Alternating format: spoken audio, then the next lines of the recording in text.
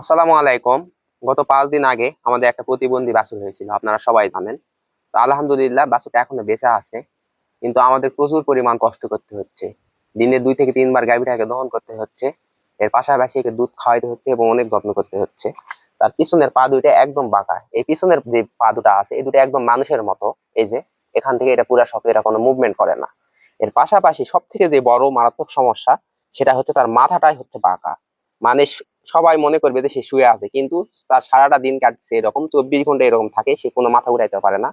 প্রথমের দিকে একটু সোজা হইলেও হচ্ছিল, কিন্তু এখন এতটুকু হচ্ছে না, মাথাটা সর্বোচ্চ এই পর্যন্ত ওঠে আর ওঠে না। এবং এই পা দুটা, এই পায়ের এই জায়গা দুটা বাঁকা। তো এখন আমরা কি করতে পারি?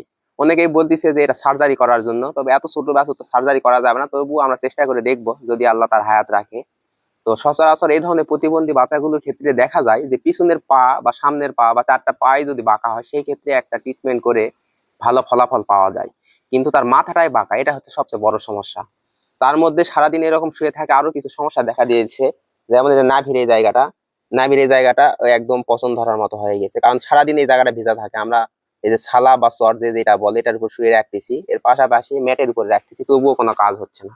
একটু হালকা করে নিউমোনিয়া দেখা দিছে। আমরা দিনে 3 বার দুধ খাওয়াচ্ছি।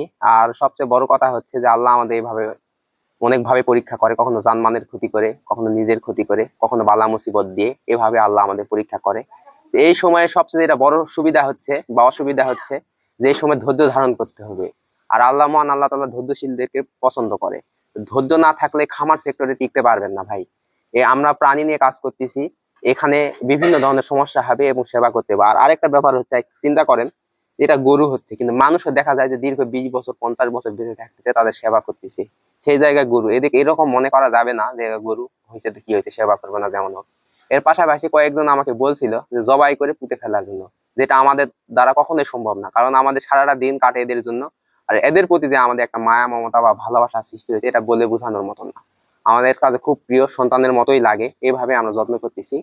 তো আপনারা সবাই দোয়া করবেন যেন আল্লাহ তাআলা হয় এই বাচ্চাটাকে দ্রুত মেরে ফেলে, না হয় তাকে সুস্থ করে দেয়, কারণ এই অবস্থা দেখার মতো না। আর এর পরবর্তীতে কি হবে আমরা ইনশাল্লাহ আপনাদের জানাবো।